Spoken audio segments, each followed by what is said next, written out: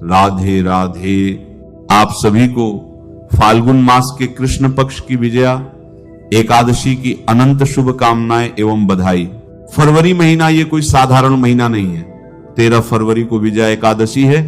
13 फरवरी 2026 दिन शुक्रवार को फाल्गुन मास के कृष्ण पक्ष की विजया एकादशी तिथि मनाई जाएगी।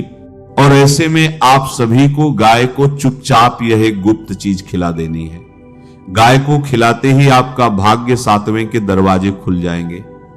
अगर आप इस विजया एकादशी के दिन कठिन व्रत या बड़े अनुष्ठान करें या ना भी कर पाए, परंतु गाय माता को एक छोटी सी चीज जरूर खिला दें, आपकी जन्म जन्मांतर की गरीबी और शत्रुओं का भय दूर हो जाएगा।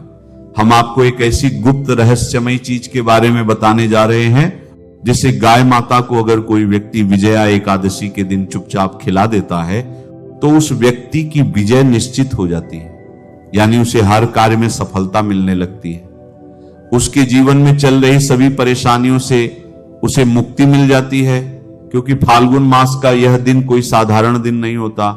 यह दिन पूरा भगवान विष्णु और प्रभु श्री राम को समर्पित होता है। शास्त्रों के अनुसार इसी विजय एकादशी का व्रत करके भगवान श्री राम ने लंका पर चढ़ाई करने से पहले सागर पार करने का मार्ग प्रशस्त किया था। और इस विजय दिलाने वाली तिथि पर अगर भगवान श्री कृष्ण की प्रिय गाय को यह एक चीज गुप्त तरीके से खिला दें तो आपकी जन्म जन्मांतर की गरीबी और असफलता दूर हो जाती है। हमारे शास्त्रों में साफ साफ लिखा गया है, यह एक चीज आपके भाग्य को पूरी तरह से बदल कर रख देगी। इस एक चीज का फल पाने वाला व्यक्ति कभी पराजित नहीं होता। और अगर गाय माता को प्रतिदिन ना खिला पाए तो आप इस विजया एकादशी के दिन खिलाकर पूरे साल का फल प्राप्त कर सकते हैं। 13 फरवरी 2026 शुक्रवार को विजया एकादशी पड़ रही है और इस दिन किया गया छोटा सा कर्म भी जीवन में बड़ा बदलाव लाता है। विजया एकादशी का नाम ही विजया है, यानी जो आपको हर क्षेत्र में जीत दिलाए। यह वह दिन माना जाता है जब इंसान के पापों का नाश और शत्रुओं पर विजय सबसे जल्दी प्राप्त होती है। इस दिन सच्चे मन से किया गया काम बोले गए 1000 शब्दों से ज्यादा फल देता है। पुराने लोग कहते थे कि इस दिन शरीर कम और आत्मा ज्यादा जागृत रहनी चाहिए, क्योंकि इस दिन ब्रह्मांड इंसान की बाहरी क्रिया नहीं, उसके मन की शुद्धता और संकल्प को देखता है। आज के समय में सबसे बड़ी समस्या यह हो गई है कि लोग मेहनत तो बहुत करते हैं लेकिन सफलता हाथ नहीं लगती। कोर्ट कचहरी के मामले उलझते हैं, शत्रु हावी रहते हैं या पैसा टिकता नहीं। एक कर्ज उतरता है तो दूसरा चढ़ जाता है। घर में बिना कारण तनाव रहता है, काम बनते बनते अटक जाते हैं। शास्त्रों और पुराने अनुभवों में बताया गया है कि ऐसी स्थिति तब बनती है जब पुराने कर्मों या पितरों से जुड़ी कोई कमी रह जाती है जो बार बार जीवन में रुकावट बनकर सामने आती है। इसीलिए हमारे सनातन धर्म में एकादशी का बहुत महत्व बताया गया है। इसे व्रतों का राजा कहा जाता है। खासकर विजया एकादशी ऐसी मानी गई है जिस पर किया गया दान, सेवा और संयम जीवन की दिशा बदल देता है। यह दिन केवल भूखे रहने का नहीं है, बल्कि अपने जीवन की अव्यवस्था और हार को जीत में बदलने का अवसर माना गया है। अब बात आती है गाय की। गाय को हमारे धर्म में केवल एक पशु नहीं माना गया। गौ माता को 33 कोटि देवी देवताओं का वास कहा गया है। भगवान श्री कृष्ण स्वयं गोपाल थे और गायों की सेवा करते थे। विजया एकादशी के दिन गौ सेवा करने से अश्वमेध यज्ञ के समान फल मिलता है। इसी कारण एकादशी जैसे दिन पर गौ सेवा को विशेष फलदायी माना गया है। शास्त्रों में एक सरल सी बात कही गई है, गौ विश्वस्य मात्र, अर्थात गाय विश्व की माता है और सभी प्रकार के सुख देने वाली होती है। इसका अर्थ यह नहीं कि गाय कोई चमत्कार कर देती है, बल्कि इसका अर्थ यह है कि गाय के माध्यम से किया गया कर्म सीधे श्री हरि विष्णु तक पहुंचता है। विजया एकादशी का महत्व इसीलिए भी ज्यादा है क्योंकि इस दिन दिखावे से किया गया काम बेकार हो जाता है। अगर आपने एकादशी का दान किया, सेवा की ओर लोगों को दिखाने लगे, फोटो वीडियो बनवाने लगे, तो उसका असर कम हो जाता है। पुराने समय में लोग इस दिन जो भी करते थे चुपचाप करते थे। इस दिन एक और बात का ध्यान रखना बहुत जरूरी माना गया, किसी की निंदा ना करें, झूठ ना बोले और किसी भी जानवर को कष्ट ना दे, खासकर गाय को। अब तक आपने जो सुना वो समझने के लिए जरूरी था। अब ध्यान से सुनिए, क्योंकि अब वह उपाय बताया जा रहा है जिसे अंत तक सुनना और वैसा ही करना जरूरी है। लेकिन उससे पहले आप यह समझ लीजिए कि विजया एकादशी के दिन गाय का छोटा सा उपाय आपको कितना फल देगा। प्राचीन समय की बात है, एक नगर में धर्मदत्त नाम का एक व्यक्ति रहता था। वो बहुत मेहनती था, लेकिन उसे किसी कार्य में विजय नहीं मिलती थी। वो जो भी व्यापार करता उसमें घाटा हो जाता। लोग उसे दुर्भाग्यशाली कहने लगे। एक दिन दुखी होकर वो वन में एक ऋषि के पास गया। ऋषि ने उसकी व्यथा सुनी और बोले, बेटा, तेरे पूर्व जन्म के पाप तेरी विजय में बाधा बन रहे हैं। तू फाल्गुन मास की कृष्ण पक्ष की विजया एकादशी का आश्रय ले। ऋषि ने कहा, विजया एकादशी का व्रत और गौ सेवा वह अस्त्र है जो दुर्भाग्य को काट देता है। धर्मदत्त ने विधि विधान से इस दिन नियमों का पालन किया, लेकिन चमत्कार देखिए, उस रात उसे स्वप्न में साक्षात कामधेनु गौ माता के दर्शन हुए। गौ माता ने कहा, पुत्र, तूने श्रद्धा से मेरा और श्री हरि का ध्यान किया है। जा, कल सुबह जो पहली गाय तुझे मिले उसे अपने हाथ से फलाहार और गुड़ खिला देना।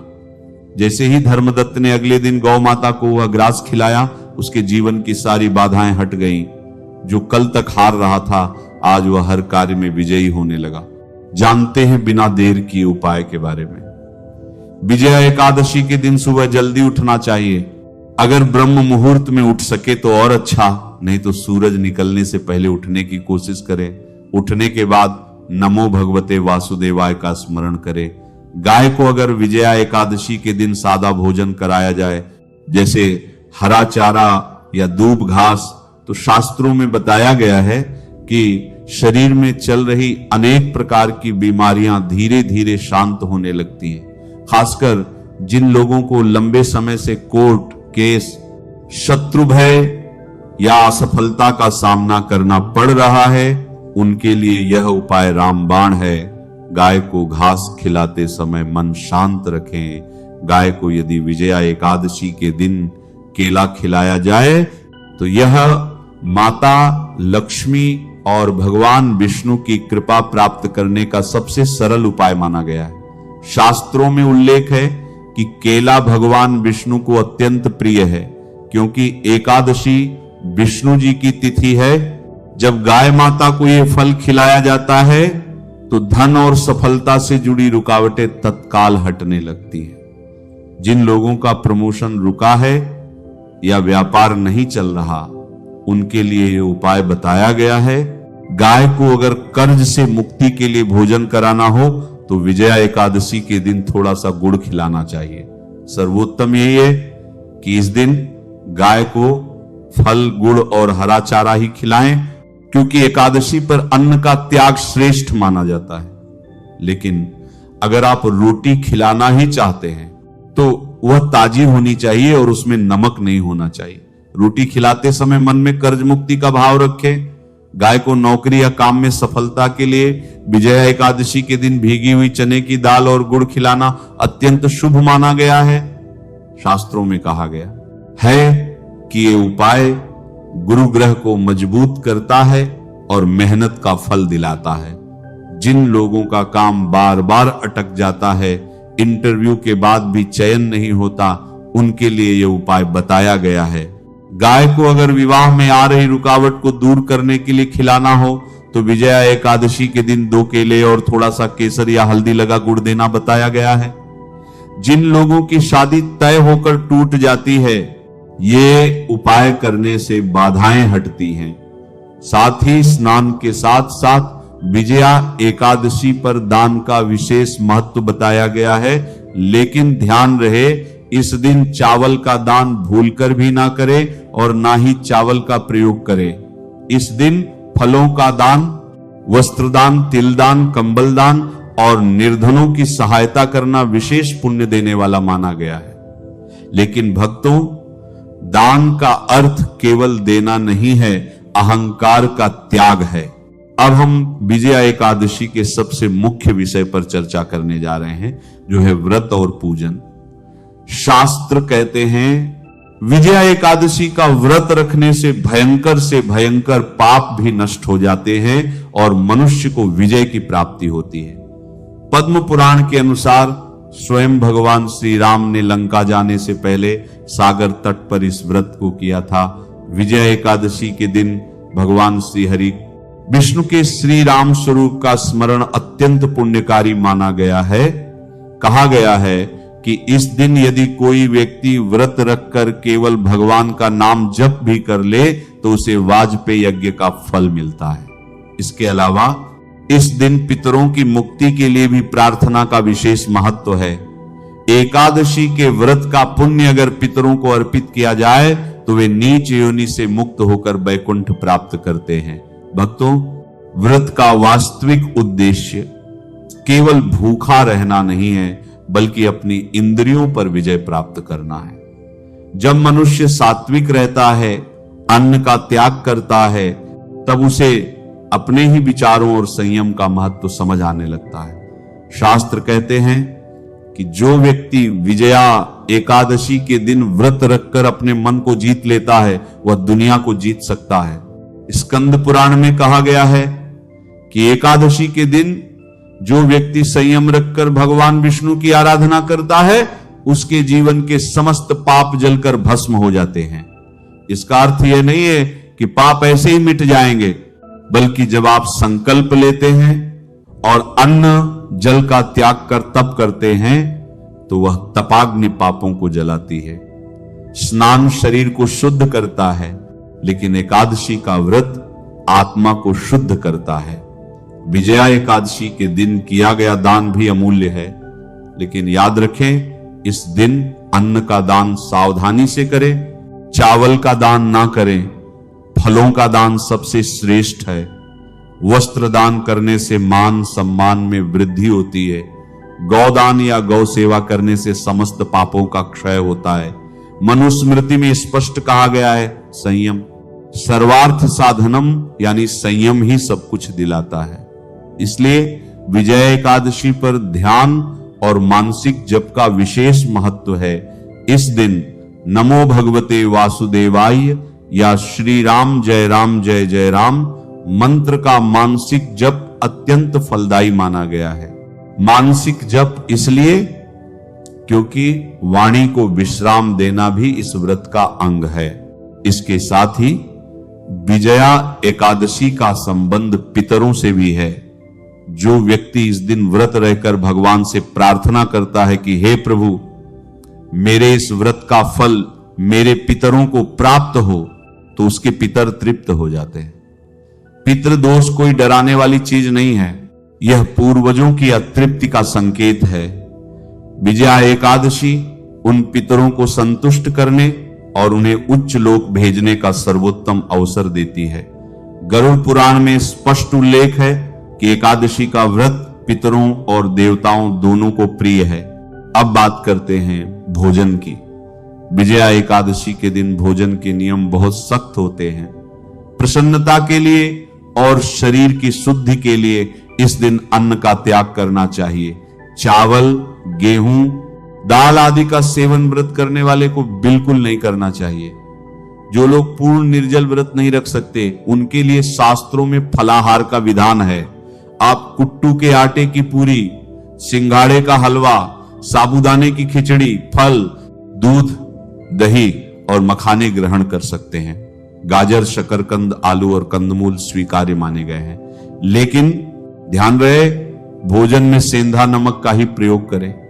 भोजन सीमित मात्रा में करें, पेट भरने के लिए नहीं, बल्कि शरीर को चलाने के लिए खाएं। इस दिन तामसिक भोजन तो महापाप माना गया है। प्याज, लहसुन, मांस, मदिरा और मसूर की दाल, इनका घर में प्रवेश भी नहीं होना चाहिए। बाहर का बना हुआ भोजन भी वर्जित है।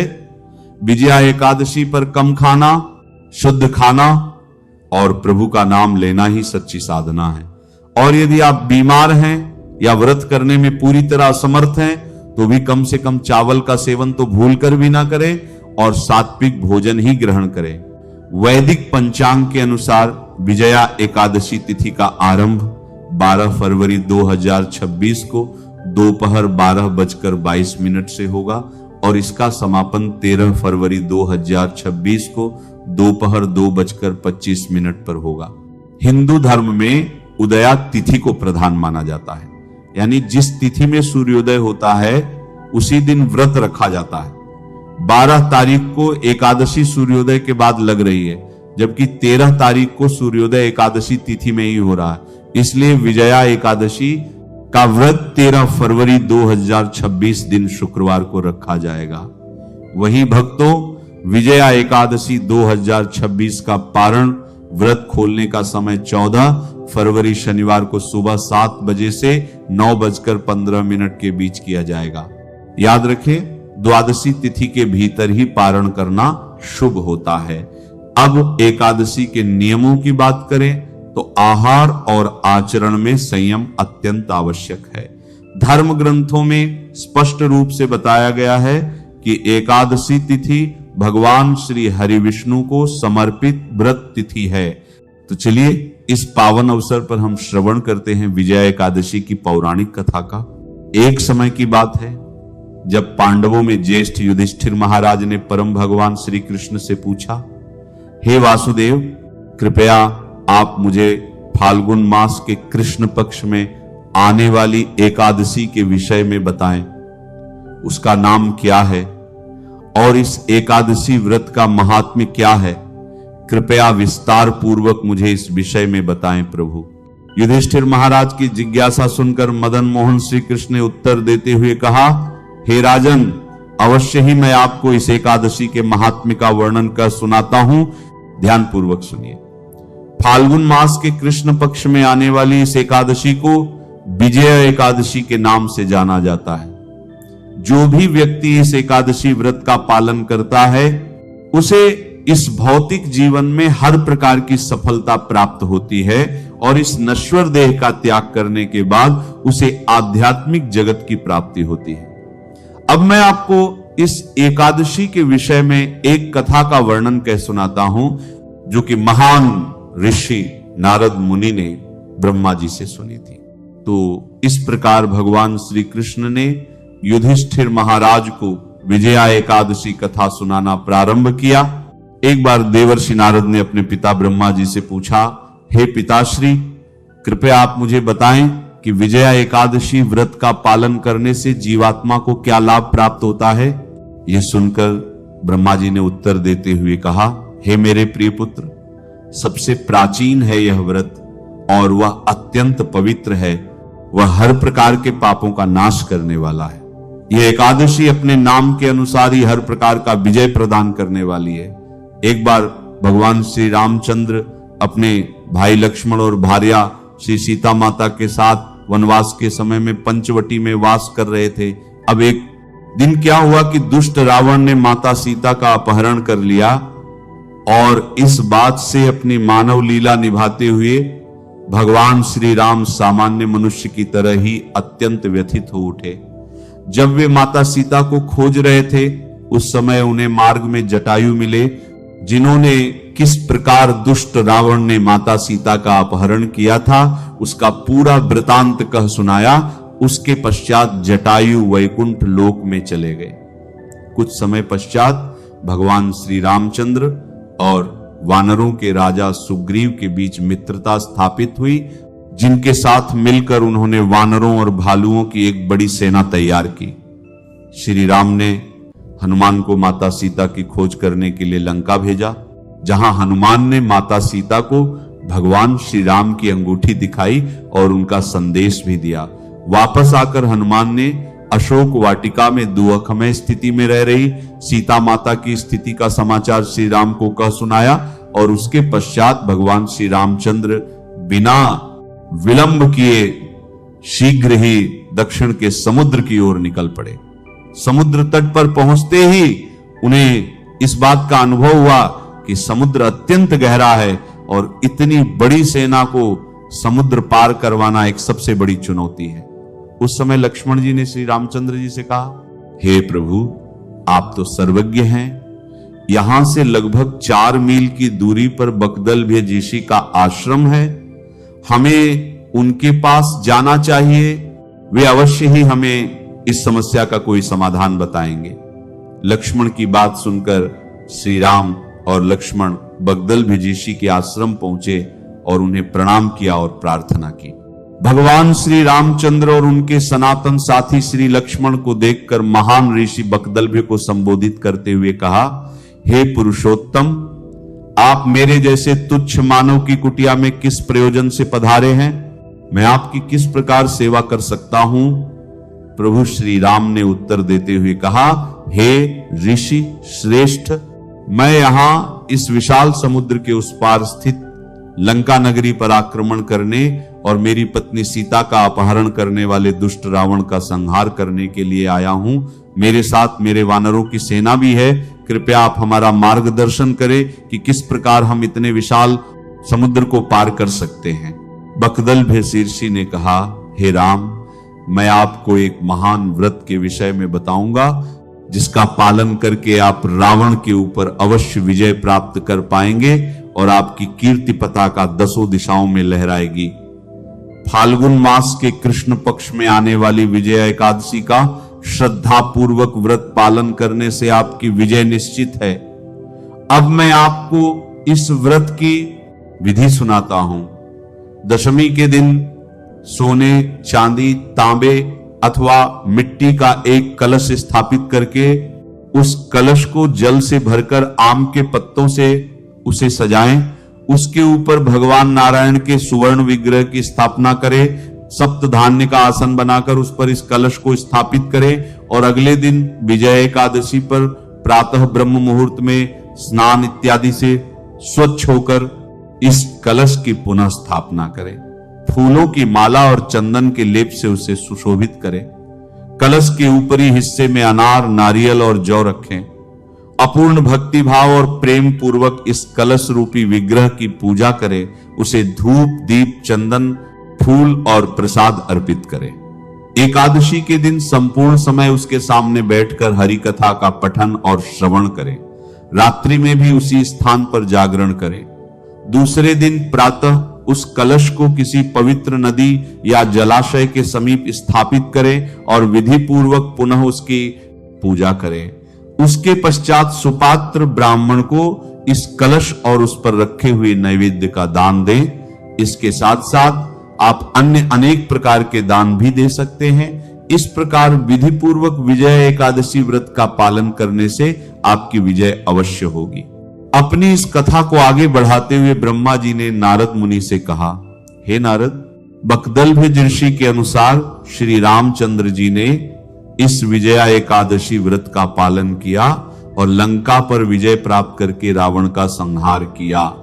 इसी प्रकार जो भी व्यक्ति इस विजया एकादशी व्रत का पालन करेगा उसे इस भौतिक जीवन में विजय और सफलता प्राप्त होगी और जीवन के अंत में उसे आध्यात्मिक गंतव्य भी प्राप्त होगा। ब्रह्मा जी और नारद मुनि के संवाद का समापन करते हुए भगवान श्री कृष्ण ने युधिष्ठिर महाराज से कहा, हे राजन, जो भी व्यक्ति इस विजया एकादशी कथा का पठन और श्रवण भी करता है उसे वाजपेय यज्ञ का फल प्राप्त होता है। इसलिए मनुष्य को इस विजया एकादशी व्रत का अवश्य पालन करना चाहिए। राधे राधे। जय श्री कृष्ण।